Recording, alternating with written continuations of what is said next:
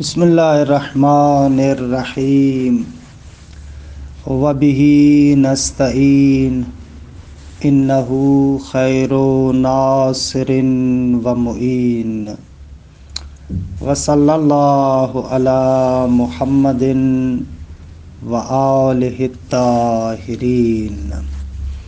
الحمدللہ، خداوند منان کے لطف و کرم سے ہماری گفتگو بدایت الحکمت کے چھٹے مرحلے میں ہے اور آج انشاءاللہ تیسری فصل پڑھنے جا رہے ہیں۔ اچھا، اس تیسری فصل کے بارے میں مرحوم علامہ جسم کی حقیقت کے بارے میں گفتگو کرتے ہیں، اور اس جسم کے بارے میں جو مختلف اقوال ہیں ان تمام اقوال کو تو نہیں، بہرحال اکثر اقوال کو یہاں پر ذکر کرتے ہیں اور پھر اپنا نظریہ بھی بیان کرتے ہیں۔ اس فصل کو شروع کرنے سے پہلے ایک نقطے کی طرف توجہ کریں کہ معمولاً یہ جو جسم یا اس کے بعد مادہ، صورت، یہ جو مباحث ہیں پرانی کتابوں میں معمولاً ان کو طبیعیات میں ذکر کیا جاتا تھا۔ اگر آپ اشارات کو اٹھا کر دیکھیں تو یہ مباحث نمط اول کے اندر جو طبیعیات کے بارے میں ہے وہاں پر یہ مباحث ذکر ہوتے ہیں، یا اور جو ہماری کتابیں ہیں شرح منظومہ میں تو باقاعدہ ایک بخش اور ایک حصہ طبیعیات کے بارے میں ہے، وہاں پر یہ مبحث مطرح ہے۔ یا مثلاً اگر آپ اور مشائی فلسفے کی معروف کتابیں جیسے ہدایہ اسیریہ ہے اس کو اٹھا کر دیکھیں تو وہاں پر بھی یہ مباحث طبیعیات میں ذکر ہوتے ہیں۔ تو علامہ کیونکہ طبیعیات کے وہ مباحث طول و تفصیل کے ساتھ ذکر کرنا نہیں چاہتے، انہی مباحث کا ایک خلاصہ سمجھیں، انہی چند فصول کے اندر ذکر کرتے ہیں۔ تو یہ جسم کی بات بھی وہاں پر طبیعیات میں بہت ہی طول و تفصیل کے ساتھ ذکر ہوتی ہے۔ مرحوم علامہ نے ان تمام تفصیلات کا ایک خوبصورت سا خلاصہ ہمارے سامنے یہاں پر پیش کیا ہے۔ لہٰذا کیونکہ وہ طبیعیات کے مفصل مباحث ہیں، تمام مباحث کو تو نہیں، لیکن اس فصل کو بہت ہی اچھے انداز میں واضح کرنے کے لیے مجبور ہوں کہ مقدماتی طریقے سے چند نکات آپ کی خدمت میں عرض کریں تاکہ یہ فصل آپ کے لیے اچھے طریقے سے واضح ہو جائے۔ لہذا ان مقدمات کو قیمتی شمار کریں اور ان کی اہمیت کو حتماً مد نظر رکھیں، کیونکہ یہ جو چند مقدمات ہیں در حقیقت وہ جو پرانے زمانے میں طبیعیات میں ایک سال 2 سال لگاتے تھے، ہم لوگ ایک سال اور 2 سال کے مباحث کو اگر چند درسوں کے اندر بیان کریں تو یہ کوئی ضرر نہیں ہے۔ خوب لہٰذا کوشش یہ کریں کہ ان مباحث کو تھوڑا سا تأمل سے دیکھیں اور اچھے طریقے سے فکر کریں ان پر۔ سب سے پہلا مقدمہ کہ جسم جو ہمارے پاس ہے، خوب جسم کی ایک لحاظ سے 2 قسمیں ہیں یا 2 اطلاق ہیں۔ ایک مرتبہ ہم کہتے ہیں جسم طبعی اور دوسری مرتبہ کہتے ہیں جسم تعلیمی۔ دوبارہ سنیں، ایک ہے جسم طبعی اور ایک ہے جسم تعلیمی۔ جسم طبعی جوہر ہے اور جسم تعلیمی عرض ہے۔ جسم طبعی یعنی وہ جوہر کہ جس کے اندر آپ ابعاد ثلاثہ کو فرض کر سکتے ہیں، یعنی ایسا جوہر کہ جو طول و عرض و عمق کے اعتبار سے قابل تقسیم ہے، یعنی اس میں آپ یہ 3 ابعاد فرض کر سکتے ہیں، لمبائی، چوڑائی اور گہرائی، لیکن جسم طبعی جوہر ہے، یہ مد نظر رکھیں۔ اس کے مقابلے میں جسم تعلیمی ہے کہ جسم تعلیمی عرض ہے، وہ بھی طول و عرض و عمق میں قابل تقسیم ہے، اس کے لیے بھی یہ جہات ثلاثہ ہیں، لمبائی، چوڑائی اور گہرائی، لیکن وہ عرض ہے، جوہر نہیں ہے۔ اچھا، ان دونوں میں کیا تفاوت ہے؟ دیکھیں، ان دونوں میں تفاوت یہ ہے، اگر آپ کے پاس شمع ہو، یہ جس سے آپ شمع جو گھروں میں جلائی جاتی ہے، اگر اس موم کو آپ مد نظر رکھیں، اس کو آپ ایک مرتبہ دیکھیں تو ایک خاص شکل میں ہے، خوب اگر اس کو آپ اپنے ہاتھوں میں مسل دیں تو ممکن ہے وہ دوسری شکل میں آ جائے، ممکن ہے اس سے آپ مکعب بنائیں، ممکن ہے آپ اس سے مثلث بنائیں، ممکن ہے آپ اس سے مربع بنائیں، اس موم کو جیسے گھماتے جائیں گے ویسی شکل بنتی جائے گی۔ اب یہ جو مختلف شکلوں کے باوجود اصل موم آپ کے پاس ہے، خوب جو طول و عرض و عمق میں قابل تقسیم ہے، وہ اصل موم جو ان تمام شکلوں کے باوجود ثابت رہتی ہے، اسے ہم جسم طبیعی کہتے ہیں۔ لیکن ہر مرتبہ جو صورت کے تبدیل ہونے سے تبدیل ہوتا رہتا ہے، اسے ہم جسم تعلیمی کہتے ہیں۔ پس جسم تعلیمی اسی جسم طبیعی کا تعین ہے، اسی کا حجم ہے، کہ بہرحال تفصیلات اپنے مقام پر، لیکن اصل نقطہ یہ ہے، وہ اصل موم جو اصل موم ہے نا، طول و عرض و عمق رکھتی ہے، خوب اس کو ہم کہتے ہیں جسم طبیعی۔ لیکن اس کی جو صورت ہے، اس کا جو شیپ ہے، ایک مرتبہ مکعب ہے، ایک مرتبہ مربع ہے، ایک مرتبہ مثلا مخروط کی شکل میں ہے، ایک مرتبہ مثلث کی شکل میں ہے، یہ جو مختلف شکلیں موم لیتی ہے، خوب ان مختلف شکلوں کے اعتبار سے جو اس کا حجم آپ کے سامنے آتا ہے، اس کو ہم جسم تعلیمی کہتے ہیں۔ وہ عرض ہے، انشاءاللہ کم کے بعد میں آپ کو بیان کریں گے۔ سب سے پہلا نقطہ یہ کہ یہاں پر جو ہم گفتگو کرنے جا رہے ہیں وہ جسم طبیعی کے بارے میں ہے۔ یہاں پر گفتگو ہماری کس کے بارے میں؟ جسم طبیعی کے بارے میں، جو جوہر ہے، نہ کہ ہماری گفتگو جسم تعلیمی کے بیان میں ہو۔ یہ پہلا نقطہ۔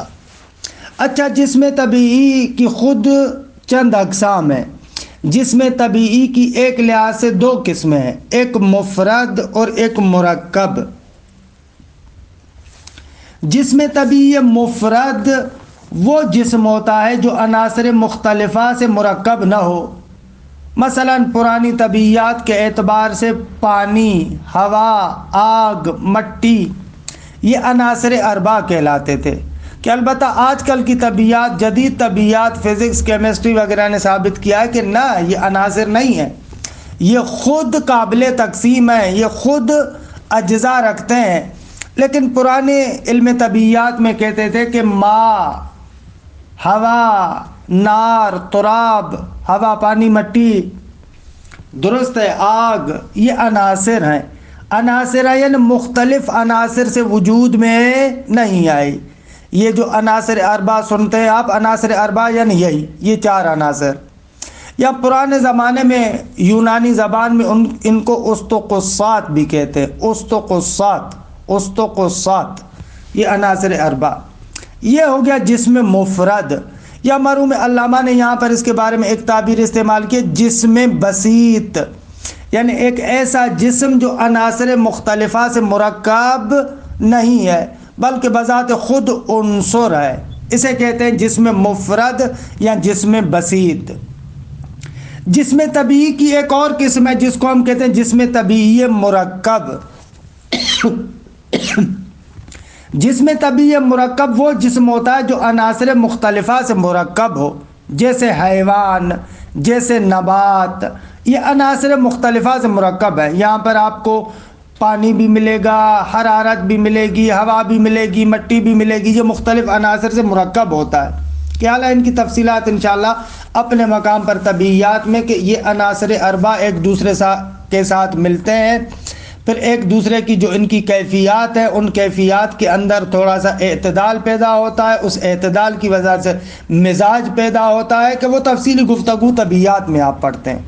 لیکن بہرحال جسم طبیعی مرکب وہ جسم ہوتا ہے کہ جو عناصر مختلفہ سے مرکب ہو۔ اچھا، اس مقدمے کو یہاں پر کیوں ذکر کیا؟ اس مقدمے کو یہاں پر اس لیے ذکر کیا تاکہ آپ کو عرض کر سکیں کہ یہاں پر جس جسم کے بارے میں ہماری گفتگو ہے وہ جسم طبیعی مفرد یا جسم طبیعی بسیط ہے۔ یہاں پر ہم جس جسم کے بارے میں گفتگو کر رہے ہیں وہ جسم طبیعی مرکب نہیں ہے، مرکب کے بارے میں گفتگو نہیں ہے، بلکہ یہاں پر گفتگو ہماری ہوگی جسم طبیعی مفرد یا جسم طبیعی بسیط کے بارے میں۔ یہ دوسرا مقدمہ۔ تیسرا مقدمہ کہ جو یہاں پر سمجھنا ضروری ہے تاکہ پھر آہستہ آہستہ ہم کتاب کی طرف چلیں، وہ یہ ہے کہ تقسیم کی اقسام۔ ایک لحاظ سے جو تقسیم ہے وہ دو طریقوں سے ہے، یا تقسیم خارجی ہے یا تقسیم ذہنی ہے۔ تقسیم خارجی یعنی ایک شے کو خارج میں آپ دو ٹکڑوں میں تقسیم کریں، تقسیم ذہنی یعنی ایک شے کو اپنے ذہن کے اندر تقسیم کریں۔ بس تقسیم یا تقسیم خارجی ہے یا تقسیم ذہنی ہے۔ اچھا، جو تقسیم خارجی ہے اس کی دو قسمیں، یا تقسیم خارجی طبعی ہے، مثلا کسی چیز کو کسی آلے سے آپ الگ الگ کرتے ہیں، مثلا کینچی کے ذریعے سے آپ کاغذ کو دو حصوں میں تقسیم کرتے ہیں۔ خوب خارج کے اندر آپ کینچی کے ذریعے سے کاغذ کو دو ٹکڑوں میں تقسیم کرتے ہیں، اس کو کاٹتے ہیں۔ خوب یہ ایک لحاظ سے تقسیم کہلاتی ہے تقسیم خارجی طبعی۔ اور دوسری تقسیم خارجی ہے جس کو ہم کہتے ہیں تقسیم خارجی کسری، یعنی کسی چیز کو مصادمت اور تصادم یعنی ٹکر سے جدا جدا کرنا۔ مثلا کوئی شیشے والی چیز آپ کے سامنے، آپ اس کو زور سے پتھر مارتے ہیں، خوب اب یہ جو تقسیم ہو رہا ہے اس پتھر مارنے کی وجہ سے ریزہ ریزہ ہو رہا ہے، یہ بھی تقسیم خارجی ہے، لیکن اس کو کہتے ہیں کسری، کہ آپ اس کا ترجمہ بھی کرتے ہیں نا، وہ چیز ٹوٹ گئی۔ ایک مرتبہ ایک چیز کو آپ نے کاٹا، جدا کیا، اور دوسری مرتبہ آپ کہتے ہیں وہ چیز ٹوٹ گئی۔ خوب دونوں صورتوں میں یہ تقسیم خارجی ہے۔ تقسیم ذہنی بھی دو طریقوں سے، یا تقسیم ذہنی وہمی ہے، یعنی انسان کی جو قوت خیال ہے، قوت واہمہ ہے، آپ کسی ایک شے کو تصور کریں اور پھر اس کو اپنے اس قوت واہمہ کے ذریعے سے دو حصوں میں تقسیم کریں۔ البتہ یہاں پر قوت واہمہ سے مراد وہ قوت واہمہ نہیں ہے جو معانی جزئیہ کو درک کرتی ہے، نہ، قوت واہمہ سے مراد وہی قوت خیال ہے، درست ہے، وہی قوت متصرفہ ہے، متخیلہ ہے، یعنی انسان جو اپنے ذہن کے اندر قوت متخیلہ کے ذریعے سے، متصرفہ کے ذریعے سے ایک شے کو دو حصوں میں تقسیم کرتا ہے، اس کو ہم کہتے ہیں تقسیم وہمی، کہ یہاں پر ایک شے جزئی کو تصور کیا اور دو حصوں میں تقسیم کیا، اور یہ تقسیم ذہنی ہے۔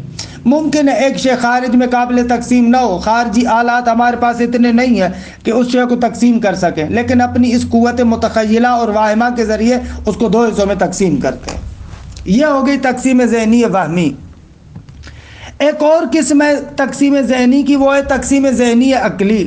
تقسیم ذہنی عقلی میں ہم ایسے نہیں کرتے اس ایک شے جزئی کو تصور کریں پھر دو حصوں میں تقسیم کریں، نہ، بلکہ ہم عقلی طریقے سے، کلی طریقے سے ایک قانون بتا دیتے ہیں کہ آگا ہر وہ جگہ جہاں پر امتداد ہو، جہاں پر پھیلاؤ ہو، جہاں پر اطراف کا تصور ہو، خوب وہاں پر وہ چیز قابل تقسیم ہے۔ ہر وہ شے کہ جو امتداد رکھتی ہے، پھیلاؤ رکھتی ہے، خوب کم از کم دائیں بائیں کی طرف قابل تقسیم ہے، یہ تقسیم عقلی ہو جائے گی کہ کلی طریقے سے آپ آئے اور ایک شے کو تقسیم کریں۔ اچھا، پس یہ ہو گئے تقسیم کی ایک لحاظ سے دو قسمیں، پھر دونوں میں سے ہر ایک کی دو قسمیں، یا تقسیم خارجی ہے یا عقلی ہے، ذہنی ہے، پھر تقسیم خارجی میں یا طبعی ہے یا کسری ہے، اسی طریقے سے تقسیم ذہنی میں بھی یا تقسیم وہمی ہے یا تقسیم عقلی ہے۔ خوب، یہ تیسرا مقدمہ۔ چوتھا مقدمہ کہ جس کے ساتھ ہمیں کام ہے وہ یہ ہے کہ ایک اصطلاح ہے جزء لا یتجزا۔ یہ جزء لا یتجزا وہ جوہر ہے جو کسی قسم کی تقسیم کو قبول نہ کرے۔ یہ جو آپ سنتے ہیں جزء لا یتجزا، یعنی ایک ایسا جز جو نہ تقسیم خارجی کو قبول کرتا ہے، خارجی میں نہ طبعی نہ کسری، نہ تقسیم ذہنی کو قبول کرتا ہے، ذہنی میں بھی نہ وہمی نہ عقلی، ایسے جز کو کہتے ہیں جزء لا یتجزا، یا آج کل کی زبان میں بہرحال کسی حد تک آپ اس کو ایٹم بھی کہہ سکتے ہیں۔ ایٹم یعنی ایک ایسا جز کہ جو دیگے قابل تقسیم نہیں ہے۔ حتیٰ ایٹم میں تو زیادہ تر ناظر یہ ہوتا ہے نا کہ خارج میں قابل تقسیم نہیں ہے، لیکن جزء لا یتجزا میں مراد ہماری یہ کہ ایک ایسا جز نہ تقسیم ذہنی نہ تقسیم خارجی کسی تقسیم کو قبول نہ کرے، اس کو کہتے ہیں جزء لا یتجزا۔ یہ ایک چوتھا مقدمہ۔ پانچواں مقدمہ یہ ہے کہ اجزاء، ایک شے کے جو اجزاء ہے وہ اجزاء یا بالقوہ ہے یا بالفعل ہے۔ اجزاء بالقوہ یعنی ایک ایسا امتداد ہے کہ اگر آپ اس کو تقسیم کریں تو اس کے جز سامنے آ جائیں گے۔ جیسے اجزاء مقداری ہوتے ہیں نا، مثلا 1 میٹر، اب جب تک یہ 1 میٹر آپ کے پاس ہے، اب اس 1 میٹر میں اجزاء بالقوہ ہے، اگر آپ اس کو کاٹیں گے تو 2 جز ہمارے سامنے آ سکتے ہیں۔ بالفعل جب تک آپ نے اس 1 میٹر مقدار کو کاٹا نہیں ہے، اس کے اندر جو اجزاء ہیں ان اجزاء کو ہم کہتے ہیں اجزاء بالقوہ۔ لیکن جیسے ہی اس 1 میٹر مقدار کو آپ 2 حصوں میں تقسیم کر دیتے ہیں، مثلا یہ کتاب درمیان سے آپ نے کاٹ دیا، اس کو 2 حصے اس کے بن گئے، اس کو کہتے ہیں اجزاء بالفعل۔ پس اجزاء بالفعل اور اجزاء بالقوہ۔ خوب، یہ 5 مقدمات ہیں کہ جو 5 مقدمات اس فصل کے اندر وارد ہونے سے پہلے ضروری ہیں۔ اچھے طریقے سے اگر اس فصل کو سمجھنا چاہتے، ان 5 مقدمات کو خوب سمجھے۔ طبیعیات کے اندر جو مفصل مباحث کیے جاتے ہیں، ان تمام مباحث کا خلاصہ ہم نے آپ کے سامنے ان 15 منٹ میں ذکر کیا۔ بس پہلا مقدمہ یہ تھا کہ آغا جسم یا جسم طبیعی ہے یا جسم تعلیمی ہے۔ ہماری گفتگو یہاں پر جسم طبیعی کے بارے میں۔ پھر جسم طبیعی بھی یا مفرد ہے یا مرکب ہے، کہ مفرد کو بسیط بھی کہتے ہیں۔ ہماری گفتگو یہاں پر جسم طبیعی مفرد یعنی بسیط کے بارے میں۔ پھر آپ کی خدمت میں عرض کیا کہ تقسیم یا خارجی ہے یا ذہنی ہے، خارجی یا طبیعی ہے یا کسری ہے، ذہنی یا وہمی ہے یا عقلی ہے۔ پھر ایک اور مقدمہ آپ کی خدمت میں عرض کیا کہ جزء لا یتجزا کسے کہتے ہیں، اور آخری مقدمہ یہ عرض کیا کہ اجزاء یا بالقوہ ہے یا بالفعل ہے۔ یہ 5 مقدمات اگر آپ نے سمجھ لیے تو اب آئے مرحوم علامہ کے بیان کی طرف۔ مرحوم علامہ جسم کے بحث کا آغاز اس طریقے سے کرتے ہیں۔ آپ فرماتے ہیں کہ بابا اس میں تو کوئی شک نہیں ہے کہ بالوجدان، بدیہی طریقے سے، علم حضوری کے طریقے سے ہم مختلف اجسام اپنے سامنے دیکھتے ہیں۔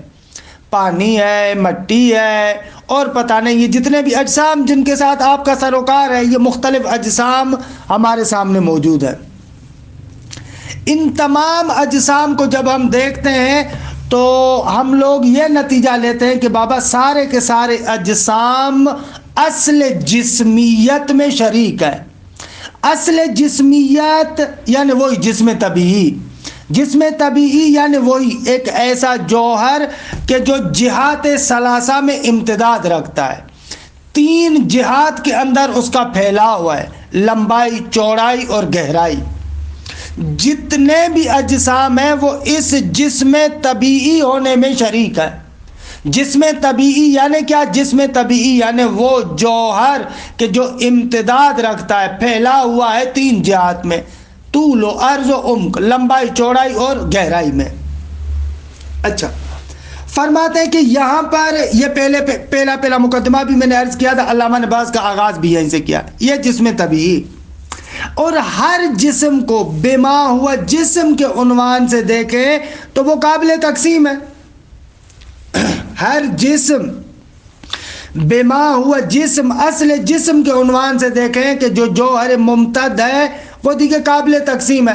جو آپ نے طول و عرض و عمق اس کے لیے یہ جہات بنائے ہیں، ان جہات کے اعتبار سے قابل تقسیم ہے۔ ہر جسم کی یہ خاصیت ہے۔ یہ دوسرا نقطہ جو خود علامہ ذکر کرتے۔ تیسرا نقطہ، آغا ہمارے سامنے جو بھی جسم ہے نا وہ ایک وحدت اتصالی رکھتا ہے، یعنی جسم ایک یک پارچہ شے ہے۔ مثلا یہ جو آپ کے سامنے ٹیبل ہے، یہ جو جسم ہے نا یہ ایک متصل واحد ہے، یک پارچہ اور متصل چیز ہے۔ ایسے نہیں ہے کہ یہ جو ٹیبل آپ کے سامنے، یہ جو جسم آپ کے سامنے، اس کے چھوٹے چھوٹے ذرات ہو نا، ہمارے سامنے ظاہری طور پر ہر جسم ایک متصل واحد نظر آتا ہے۔ اس میں بھی کوئی شک نہیں ہے کہ ہر انسان اس جسم کو متصل واحد دیکھتا ہے اور محسوس کرتا ہے۔ یہاں تک کوئی اختلاف نہیں ہے۔ بحث یہاں سے شروع ہوتی ہے جسم کے بارے میں۔ آغا ہر جسم کہ جو ہمیں ایک متصل واحد نظر آتا ہے، آیا حقیقت میں بھی یہ متصل ہے یا نہ حقیقت میں یہ چھوٹے چھوٹے ذرات سے مل کر بنتا ہے؟ دوسرے لفظوں میں جیسے انسان کے سامنے محسوس ہوتا ہے کہ ہر جسم یک پارچہ اور ایک شیء متصل واحد ہے، جیسے محسوس ہوتا ہے، حقیقت میں بھی ایسے ہے یا نہ حقیقت میں وہ متصل واحد نہیں ہے بلکہ چھوٹے چھوٹے اجزاء سے بنا ہوا ہے؟ خوب، یہ دو صورت ہے کہ آیا جسم جیسے ہمیں محسوس ہوتا ہے متصل واحد، حقیقت میں بھی ایسے متصل واحد ہے یا حقیقت میں چھوٹے چھوٹے اجزاء سے مرکب ہے؟ یہ دو صورتیں ہمارے سامنے۔ ان دونوں صورتوں میں سے ہر ایک صورت کی مختلف قسمیں۔ اگر ہم کہیں کہ جسم ایک وحدت اتصالی رکھتا ہے، جسم ایک واحد متصل ہے، جیسے محسوس ہو رہا ہے حقیقت میں بھی ایسے ہی متصل ہے، اگر اس طریقے سے ہے تو اس کی بھی دو صورت ہے۔ یا تو اس کے جو اجزاء اور اقسام بالقوہ ہے وہ اجزاء اور اقسام بالقوہ متناہی ہے، یا وہ اجزاء اور اقسام بالقوہ غیر متناہی ہے۔ خب اجزاء اور اقسام بالقوہ ابھی میں نے عرض کیا تھا آپ کی خدمت میں کہ اجزاء بالقوہ کہ یعنی ابھی بالفعل تو وہ اجزاء نہیں ہے، بالفعل تو ایک متصل واحد ہے، لیکن اس کے اندر امتداد کے اندر صلاحیت ہے کہ آپ اس کو اگر تقسیم کریں تو اجزاء اس کے ہمارے سامنے آ سکتے ہیں۔ تقسیم کے بعد جو اس کے اجزاء ہمارے سامنے آتے ہیں اور اس کے اندر صلاحیت ہے، ان کو ہم کہتے ہیں اجزاء بالقوہ۔ تو پہلا احتمال جو ہم نے دیا کہ جسم ایک متصل واحد ہے، ایک واحد متصل ہے، خوب اس کی دو صورت ہے، یا اس کے اجزاء بالقوہ متناہی ہے یا اجزاء بالقوہ غیر متناہی ہے۔ پس جسم کو اگر متصل مانے تو اس کے جو اجزاء بالقوہ ہے ان کے اندر دو احتمال ہیں، یا وہ اجزاء بالقوہ متناہی ہے، محدود ہے، یا وہ اجزاء بالقوہ غیر متناہی ہے۔ خوب، یہ ہو گیا اس صورت میں جب ہم کہتے ہیں کہ جسم ایک وحدت اتصالی رکھتا ہے، جیسے حقیقت میں ایک یک پارچہ اور واحد چیز نظر آ رہی ہے، واقع میں بھی اسی طریقے سے۔ اگر ہم دوسرے احتمال کی طرف آئیں کہ ناغا جسم ظاہر میں دکھتا ایک یک پارچہ اور متصل چیز ہے لیکن حقیقت میں اجزاء سے مرکب ہے۔ اچھا، اب جب کہ حقیقت میں اجزاء سے مرکب ہے، اس کی پھر دو صورت ہے۔ پہلی صورت یہ ہے کہ بابا اس کے جو اجزاء بالفعل ہے، اقسام بالفعل ہے، ایسے اجزاء ہیں کہ خارجی تقسیم کو قبول نہیں کرتے، یعنی خارج میں آپ ان کو اور زیادہ تقسیم نہیں کر سکتے، وہ خارج میں ایٹم کی حیثیت رکھتے ہیں، قابل تقسیم نہیں ہے، لیکن اس کے لیے ذہنی تقسیم یعنی تقسیم وہمی اور تقسیم عقلی ممکن ہے۔ پس اگر ایک جسم اجزاء سے مرکب ہے تو ان اجزاء بالفعل کے بارے میں ہم گفتگو کرتے ہیں کہ ایک احتمال یہ کہ وہ اجزاء بالفعل خارج میں قابل تقسیم نہیں ہے لیکن وہم اور عقل کے اعتبار سے قابل تقسیم ہے، یہ ایک صورت۔ دوسری صورت یہ ہے کہ اگر جسم مرکب ہے اجزاء سے، اجزاء بالفعل سے، لیکن وہ جو اجزاء بالفعل ہے وہ کسی بھی طرح کی تقسیم کو قبول نہیں کرتے، یعنی نہ وہ خارجن قابل تقسیم ہے، نہ وہمن قابل تقسیم ہے، نہ عقلن قابل تقسیم ہے، یعنی نہ تقسیم خارجی نہ ذہنی، ذہنی بھی نہ عقلی نہ وہمی، کسی طریقے سے قابل تقسیم نہیں ہے۔ اچھا، اس کی پھر خود دو صورتیں ہیں، جب وہ اجزاء بالفعل ہوں اور تقسیم کو اصلاً قبول نہ کرتے ہوں تو وہ اجزاء یا متناہی ہے یا غیر متناہی ہے۔ پس مجموعاً ہمارے سامنے 5 صورتیں بنتی ہیں کہ بقول مرحوم علامہ طباطبائی کے یہ 5 اقوال ہے، کہ ایک مرتبہ پھر تکرار کرتا ہوں اس کا کہ جسم یا متصل ہے یا مرکب ہے اجزاء سے۔ اگر متصل ہے تو اس کے اجزاء بالقوہ یا متناہی ہے یا وہ اجزاء بالقوہ غیر متناہی ہے۔ اگر جسم مرکب ہے اجزاء سے تو وہ اجزاء بالفعل یا تو خارجن تقسیم نہیں قبول کرتے لیکن عقلاً اور وامن تقسیم قبول کرتے ہیں، یا نہ وہ جو اجزاء بالفعل ہے نہ خارجن نہ وامن نہ عقلاً کسی طرح کی تقسیم قبول نہیں کرتے۔ جب کسی طرح کی تقسیم قبول نہیں کرتے تو اس کی دو قسمیں، وہ اجزاء یا متناہی ہے یا اجزاء غیر متناہی ہے۔ تو ایسے ہمارے سامنے 5 صورتیں آ جاتی ہیں کہ مرحوم علامہ کہتے ہیں کہ یہ 5 صورتیں در حقیقت 5 اقوال ہیں۔ اچھا، عبارت کے اس ٹکڑے کو دیکھیں، پھر انشاءاللہ اقوال کو انہی 5 صورتوں کو اقوال کی شکل میں علامہ توضیح دیتے ہیں، ہم وہاں پر ذکر کریں گے ان کو۔ الفصل الثالث، تیسری فصل، فی الجسم، جسم کے بیان میں، لا ریب ان ہناک اجساما مختلفتن، اس میں کوئی شک نہیں ہے کہ ہمارے سامنے مختلف اجسام ہیں کہ تشترکو فی اصل الجسمیہ، جو تمام مختلف اجسام اصل جسمیت میں شریک ہیں۔ وہ اصل جسمیت یعنی وہی جسم طبیعی، التی ہی الجوہر الممتد فی الجہات الثلاث، اگر اصل جسمیت یعنی وہ جوہر کے جو امتداد رکھتا ہے 3 جہتوں میں، درست آگا 3 جہتیں یعنی وہی طول و عرض و عمق، یعنی لمبائی چوڑائی گہرائی۔ پس فل جسم، یہ دوسرا مقدمہ، فل جسم بما ہوا جسم قابل للانقسام فی جہات المفروضہ، آگا جسم بما ہوا جسم قابل انقسام ہے تینوں مفروض جہات کے اندر۔ اعلیٰ یہ مفروضہ کی تعبیر مرحوم علامہ نے یہاں پر ذکر کیا ہے کہ وہ طبیعیات میں ایک نقطہ ذکر کرتے ہیں کہ بابا جسم کے لیے بالفعل قابل تقسیم ہونا ضروری نہیں ہے، بلکہ اس کے اندر فرض جہات ثلاث کی تقسیم ممکن ہو۔ مثلا بعض اجسام ایسے ہیں جو بالفعل تینوں جہتوں میں قابل تقسیم ہے، لمبائی چوڑائی اور گہرائی، اور بعض اجسام ایسے ہیں کہ بالفعل ان کے اندر ان تینوں جہات کے اعتبار سے تقسیم نہیں ہو سکتی لیکن وہ تقسیم فرض کی جا سکتی ہے، جیسے کرے کے اندر۔ کرے کے اندر بالفعل ابعاد ثلاثہ نہیں ہے لیکن اس کے اندر آپ ابعاد ثلاثہ فرض کر سکتے ہیں۔ یہ مفروضہ کی تعبیر اس کی طرف اشارہ ہے۔ وَلَهُ وَحْدَةٌ اتصالیۃ عند الحس، آگا جو ہمیں مشاہدہ ہوتا ہے، محسوس ہوتا ہے، جسم کے لیے ایک وحدت اتصالی ہے، یعنی ایک شیء یک پارچہ ہے، یک پارچہ ایک چیز ہے۔ اچھا، یہ جو محسوس ہوتا ہے یک پارچہ، اب اس کے بارے میں مختلف حقیقت کے بارے میں مختلف احتمال ہیں۔ فَهَلْ هُوَ مُتَّصِلٌ وَاحِدٌ فِي الْحَقِيقَةِ كَمَا هُوَ عِنْدَ الْحِسِّ، آگا جیسے ہمیں محسوس ہو رہا ہے کہ ایک واحد متصل ہے، آیا حقیقت میں بھی اسی طریقے سے واحد متصل ہے جیسے ہمیں ظاہر میں دکھ رہا ہے؟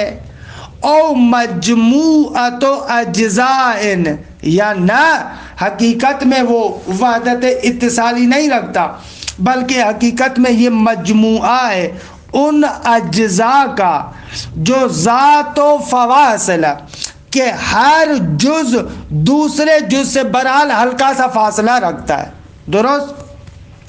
علی خلاف ما عند الحس، یعنی مجموعۃ اجزاء ذات و فواصل، کہ وہ جسم در حقیقت مرکب ہے ان اجزاء سے کہ جو ذات فواصل ہے، کہ باقاعدہ ایک ہلکا سا فاصلہ ہوتا ہے۔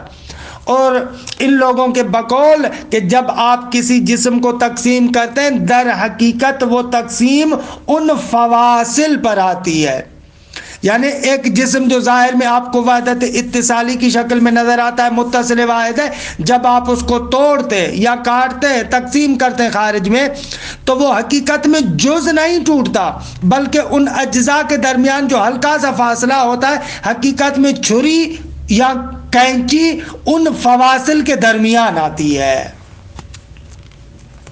علی خلاف ما عند الحس، جیسے محسوس ہوتا ہے ایسے نہیں ہے، حقیقت میں یہ مرکب ہے نہ کہ متصل واحد ہے۔ اچھا، بس 2 صورت ہے، یا متصل واحد ہے یا نہ مجموعہ اجزاء ہے۔ وعلی الاول، اگر پہلے احتمال کو مانے کہ جس میں ہم نے کہا کہ نہ آگا جیسے محسوس ہو رہا ہے متصل واحد، اسی طریقے سے حقیقت میں بھی متصل واحد ہے، اس والی صورت میں پھر دو احتمال ہیں. فَهَلِ الْأَقْسَامُ الَّتِي لَهُ بِالْقُوَّةِ مُتَنَاهِيَةٌ او غیر متناہیۃ، پہلی صورت میں جب یہ متصل واحد ہے تو اب اس کے جو اقسام بالقوہ ہے، اقسام بالقوہ یعنی وہی اجزاء بالقوہ، آگا اس کے جو اجزاء بالقوہ ہے آیا وہ متناہی ہے یا غیر متناہی ہے. بس دو صورتیں بنی. جب ہم جسم کو ایک واحد متصل قرار دیتے ہیں تو اس کے جو اجزاء بالقوہ ہے، کیونکہ متصل ہے، امتداد رکھتا ہے، قابل تقسیم ہے، لہذا اس کے اجزاء بالقوہ ہے، وہ جو اجزاء بالقوہ ہے آیا وہ متناہی ہے یا غیر متناہی ہے. دو صورتیں. وَعَلَى الثَّانِي، دوسری صورت میں جب وہ مجموعہ ہو اجزاء کا مجموعہ ہو یعنی متصل واحد نہ ہو، اس صورت میں وَعَلَى الثَّانِي، جب دوسری صورت یعنی اس کو مرکب مانے، کس سے؟ اجزاء سے. فَهَلِ الْأَقْسَامُ الَّتِي هِيَ بِالْفِعْلِ، تو اس کے جو اقسام بالفعل ہے، اقسام بالفعل یعنی وہی اجزاء بالفعل. یہاں پر کیوں کہہ رہے اجزاء بالفعل اور اوپر کیوں کہہ رہے تھے اجزاء بالقوہ؟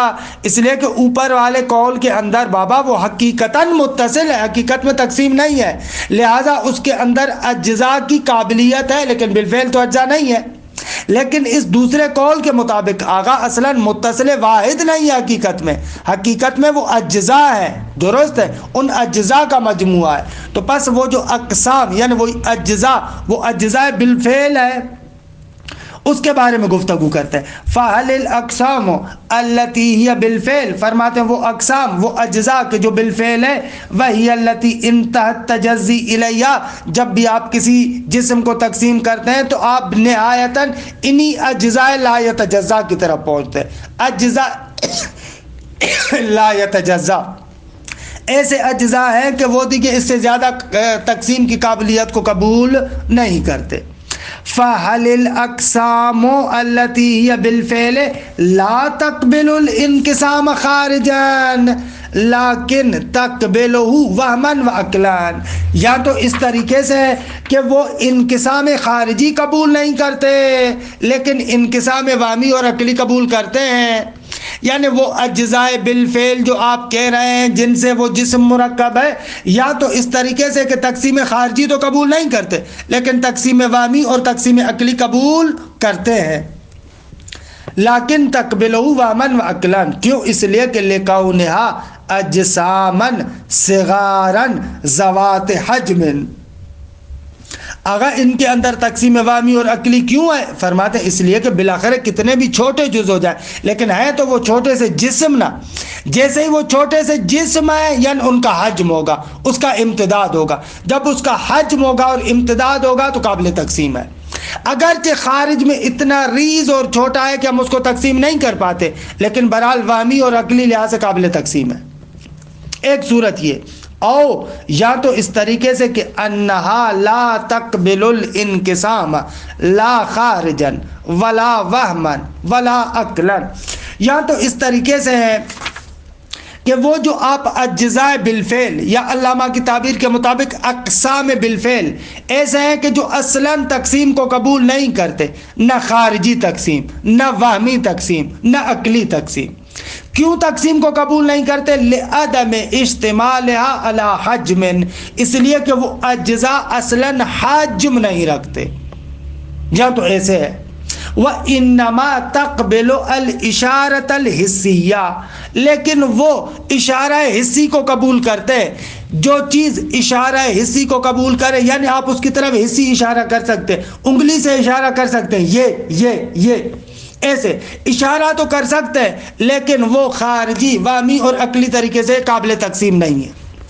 پس اگر جسم مرکب ہو ایسے اجزاء سے کہ جو اجزاء نہ خارجی نہ وہمی نہ عقلی کوئی بھی تقسیم قبول نہیں کرتے، ان کی خود دو صورت ہے، وہی متناہیۃ، یا تو وہ محدود اور متناہی ہے، او غیر متناہیۃ، یا نہ وہ غیر متناہی ہے.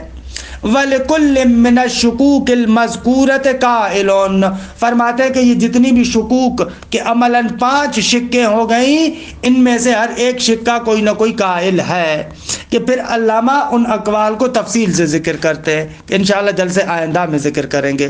وصلی اللہ علی محمد وآل بیتہ الطیبین الطاہرین۔